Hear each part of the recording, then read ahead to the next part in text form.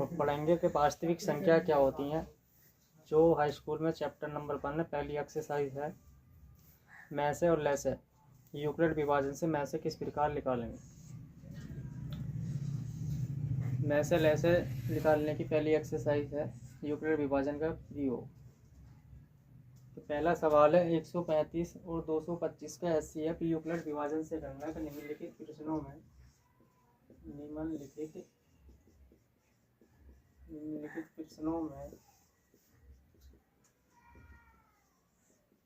Euclid विभाजन प्रमेय की सहायता से एचसीएफ निकालना।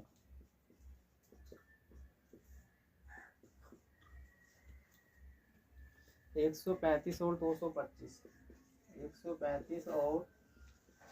225 का एचसीएफ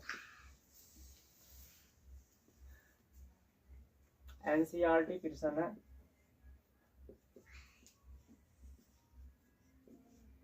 ये हम यूक्लिड विभाजन से करेंगे। पहले भाग विधि कर लो। भाग विधि 225 बड़ा है 135 से, तो 135 से भाग करके लेकर आएंगे 225 को। 135 ही कम 135 एक बार जाएगा, घटाओ 5 में से 5 0, 12 में से 3 9, 90 से भाग करेंगे 135 को। 90 से भाग 135 को करेंगे तो 90 ही कम 90, घटाएंगे तो 45 बच जाएगा। 45 से भाग कर लो 90 को, 45 दूनी 90, शेषफल आएगा 0। अब हमें इसी की कॉपी करनी है यूक्लिड से। यूक्लिड विभाजन, यूक्लिड विधि 225 बना के लेकर आना 135 की सहायता से। तो 225 बना के लेकर आएंगे 135 की गुणा कर देंगे 1 से, प्लस कर देंगे जो शेषफल आया था इसका 90। अब हमें 135 बना के लेकर आना 90 की सहायता से। तो 135 बराबर 90 की गुणा कर देंगे 1 से, प्लस कर देंगे 45। 135 बन गया। दूसरे स्टेप पे बना के लेकर आना हमें 90 बना के लेकर आना 45 की सहायता से। तो 45 की मल्टीप्लाई 2 से कर दो, प्लस 0 आएगा। 45 दूनी 90, जिससे 0 आ जाता है एचसीएफ 45 आएगा। यानी कि वो एचसीएफ होता है यूक्लिड से भी एचसीएफ 45 आ गया।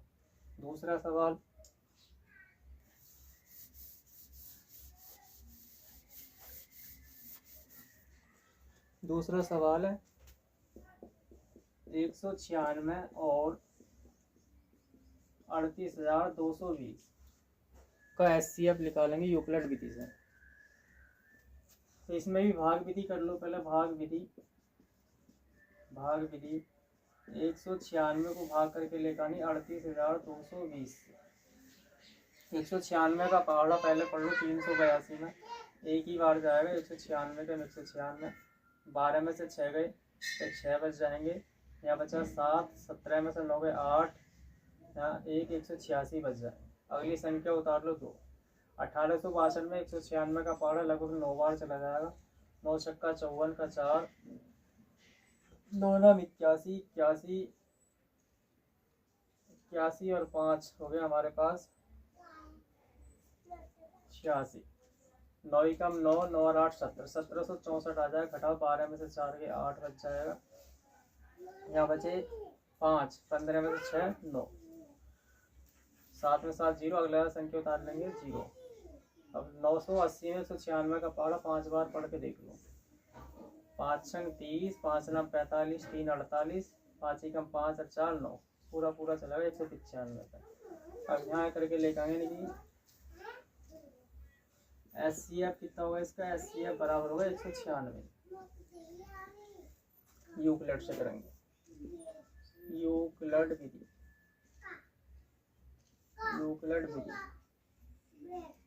यूक्लिड विधि 38,220 बना के लेकर आना है 195 की सहायता से। 196 की सहायता से तो यानी क्या है 38,220 बराबर 196 की गुणा कर देंगे 195 से, शेष पर जोड़ दो 0, तो SCF कितना आएगा हमारे पास 195 ही आएगा, 196। Right is the answer.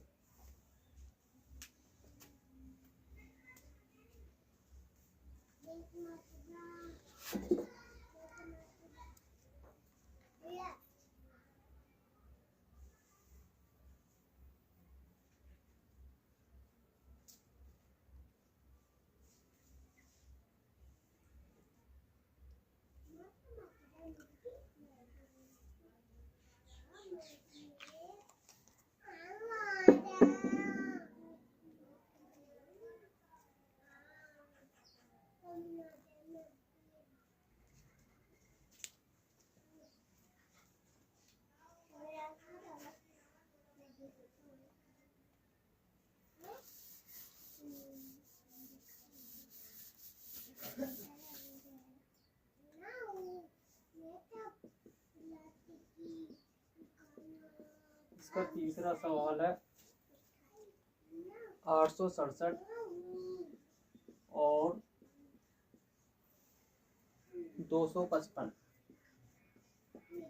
का ऐसी है, यानी कि इसमें क्या 867 बड़ा है 255 से, 255 से बड़ा है, तो 255 से भाग करेंगे 867 में, 867 में 255 का पहाड़ा 867 में पढ़ लो, लगभग 3 बार चला जाएगा।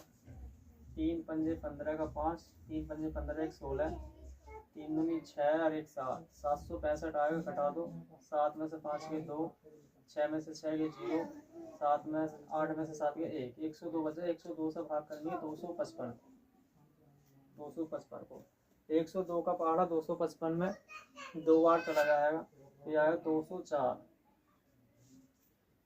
5 में से 4 के 1, यहाँ बचा 51, 51 से भाग करनी 102, 51 दूनी 102 हो गया, पूरा पूरा आया। तो SCF हमारा निकल के आएगा भाग विधि से, SCF बराबर आएगा 51। अब इसी में हमें यूक्लिड की विधि में लागू करनी है, यूक्लिड विधि से, यूक्लिड विधि से 867 बना के लेकर आना है 255 की सहायता से, तो 255 की गुणा 3 से कर देंगे, जो भागफल आता है प्लस शेषफल को इसमें जोड़ दो 102 आएगा। अब हमें 255 बना के लेकर आना 102 की सहायता से, तो 255 बराबर हो जाए 102 गुणा 2, प्लस कर दो इसमें 51। अब हमें 102 बना के लेकर आना 51 की सहायता से तीसरे स्टेप में, तो 102 बराबर 51 की गुणा 2 से कर देंगे, जो भागफल आ रहा है इसका प्लस 0 जोड़ दो, 51 से बनेगा 102, यानी कि SCF बराबर आ जाएगा 51। ये NCERT के सवाल थे। अगला दूसरा प्रश्न है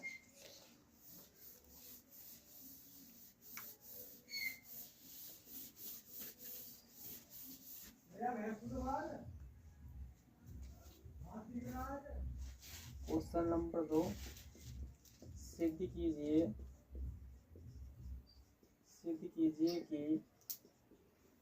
कीजिए कि कोई भी धनात्मक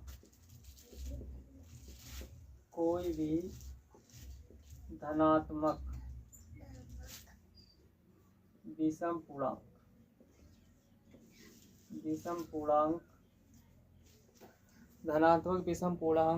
6q + 1,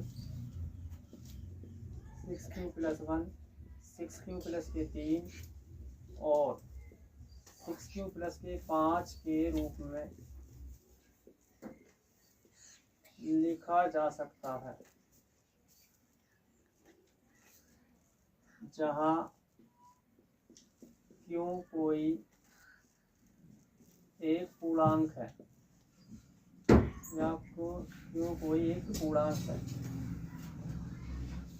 नहीं, हमें सिद्ध करके लेकर आना कि सिद्ध कीजिए कि कोई भी धनात्मक विषम पूर्णांक 6 क्यू प्लस 1, 6 क्यू प्लस 3 और 6 क्यू प्लस 5 के रूप में लिखा जा सकता है, जहाँ क्यू को एक पूर्णांक है।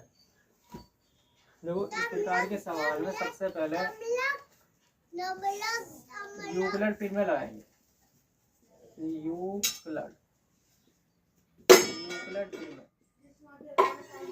यूक्लिड पिन में होती है हमारे ए बराबर बी क्यू प्लस के आर 0 से लेस देन आर।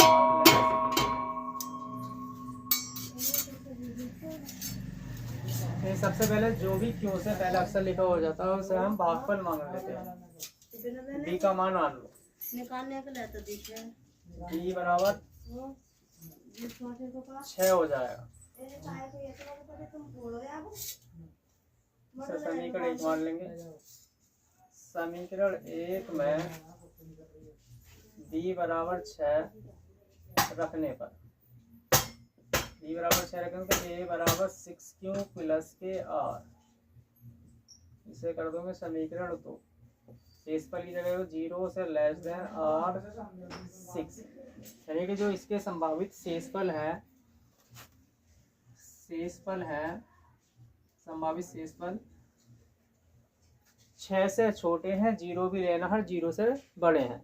संभावित शेषफल r बराबर 0 हो सकता है 1 2 3 4 5, यानी कि संभावित शेषफल 6 से सभी छोटे हैं और 0 भी लेना है और 0 से सभी बड़े हो सकते हैं। r के मान बारी बारी से समीकरण 2 में रखने पर, बारी से आर के मान समीकरण 2 में रखेंगे।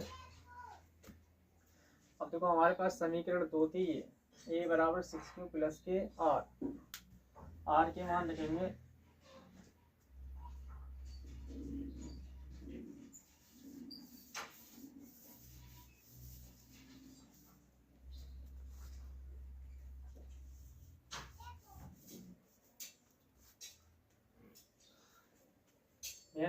ए बराबर 6 क्यू प्लस के, पहला आर का मान 0 रखो तो आर की जगह 0, फिर ए बराबर 6 क्यू प्लस के 1 रखेंगे, फिर ए बराबर 6 क्यू प्लस के 2, ए बराबर 6 क्यू प्लस के 3, ए बराबर 6 क्यू प्लस के 4, ए बराबर 6 क्यू प्लस के 5, यानी आर के हमारे पास 6 शेषफल है। आर के 6 शेषफल बारी से रख दिया।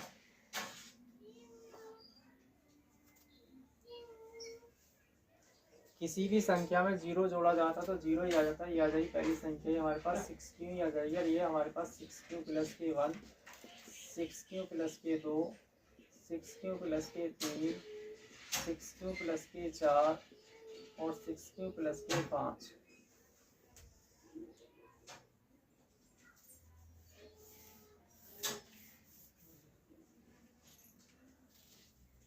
क्यू बराबर 1 रखने पर, क्यू बराबर 1 रखेंगे तो देखो 6 गुणा 1 बराबर 6 एकम 6, 6 गुणा 1 प्लस के 1 बराबर 7 आ जाएगा, 6 गुणा 1 प्लस के 2 बराबर 7 और 2 8 हो जाएंगे, 6 गुणा 1 प्लस के 3 बराबर 9 हो जाएगा, 6 गुणा 1 प्लस के 4 बराबर 6 और 4 10, 6 गुणा 2 1 प्लस के 5 6 कम 6 5 11 हो जाएंगे। यानी कि क्यू बराबर 1 रख लो या 2 रख लो, कोई सी भी हमारे पास प्राकृतिक संख्या रखने से पता चल जाएगा कि सम है विषम है। 2 रखेंगे 2 छक्का 12, 3 रखेंगे तो कितना हो जाएगा 2 छक्का 12 और 1 13। कोई सी भी संख्या रख लो, देखो इसे लिखेंगे 6 आया हमारे पास सम, जो 2 से कट जाती है, विषम जो 2 से न कटती है इसे लिख देंगे विषम।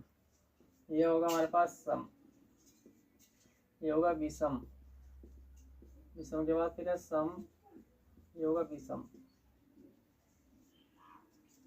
अब हमारा सवाल कह रहा है कि 6 Q plus 1, 6 Q plus 1, 6 Q plus के 3, 6 क्यू प्लस के 5 को एक विषम संख्या के रूप में लिखा जा सकता है। यानी कि क्या है 6 क्यू प्लस के 1, 6 क्यू प्लस के 3, 6 क्यू प्लस के 5 आता है। 6 Q plus 1, 6 Q plus 3, 6 Q plus के 5 को एक विषम धनात्मक पूर्णांक के रूप में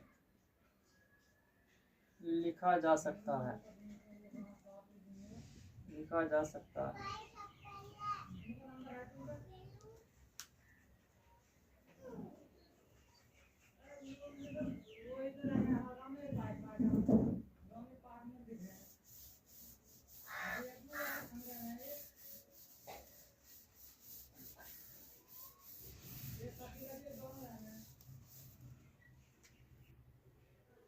क्वेश्चन नंबर 3, किसी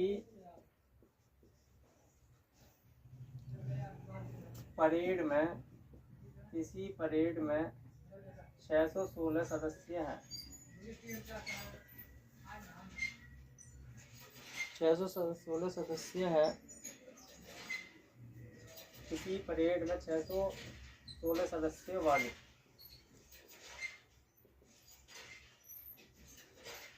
परेड में 616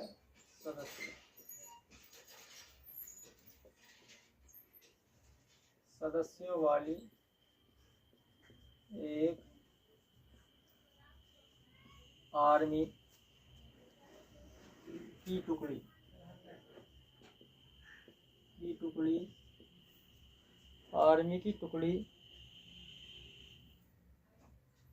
को 32 सदस्यों वाली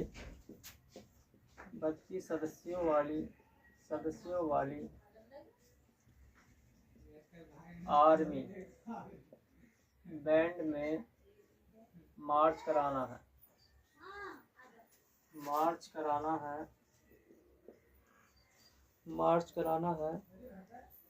दोनों समूह की समान संख्या वाले स्तंभों में मार्च कराना। उन स्तंभों की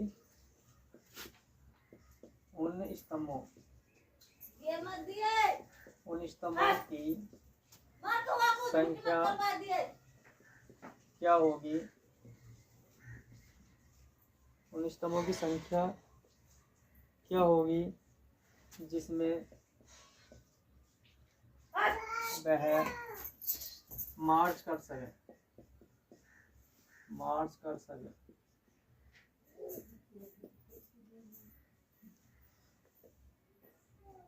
अधिकतम संख्या मांग रहा है। यानी किसी परेड में कुल 616 सदस्य हैं, यानी कुल सदस्य बराबर है 616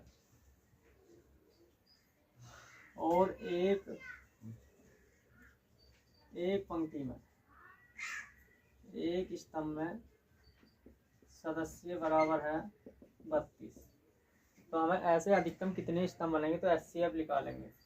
32 से भाग करेंगे अधिकतम स्तंभों के लिए। अधिकतम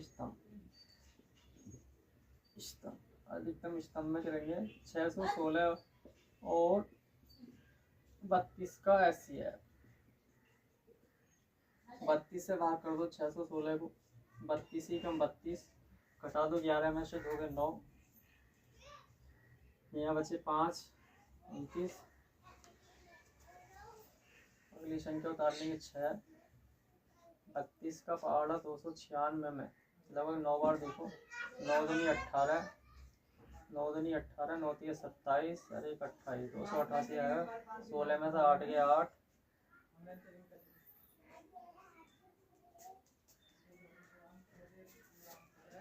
9 दूनी 18, 9 तीय 27, 1 है 28,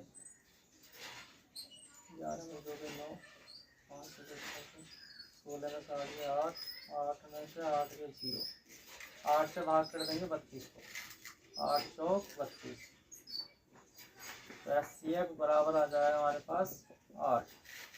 इसी को यूक्लिड से करके लेकर है यूक्लिड विधि से हमें 616 बना के लेकर आना। 32 की सहायता से 32 गुणा 19 प्लस के कर देंगे 8। 32 बना के लेकर आना है। 8 की सहायता से 32 गुणा 4 प्लस के 0। 8 गुणा 4, 8 चौक 32, SCF हो जाएगा 8। 8 इज द आंसर।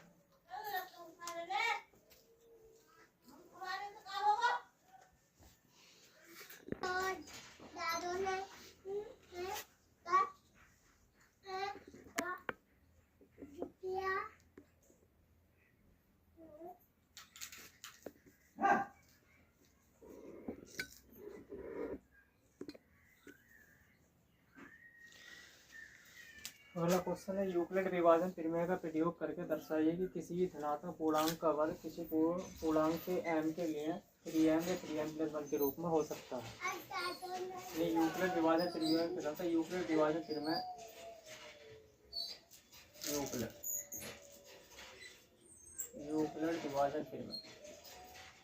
यूक्लिड विभाजन प्रमेय a बराबर BQ plus KR 0 less than R less B।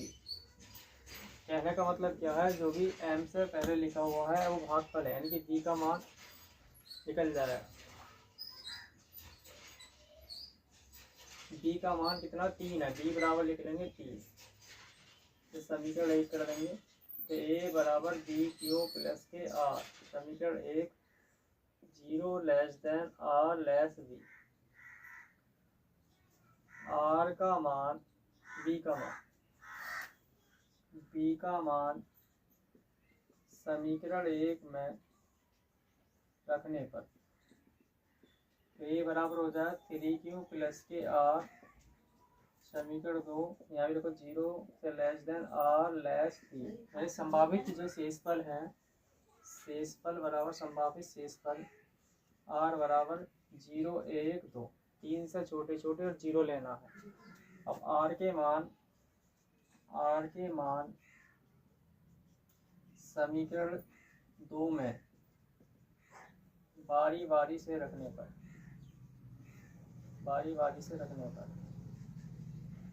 देखिए कहने का मतलब क्या है, जो भाज्य संख्या है हमारी भाज्य संख्या 3 है, भागफल नहीं भाज्य संख्या 3 है।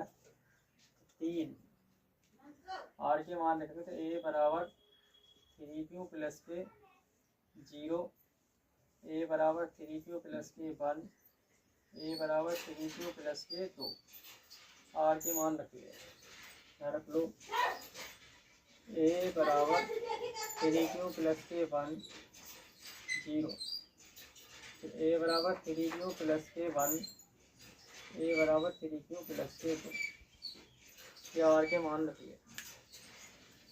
हमें सिद्ध करके लाने हैं वर्ग के लिए,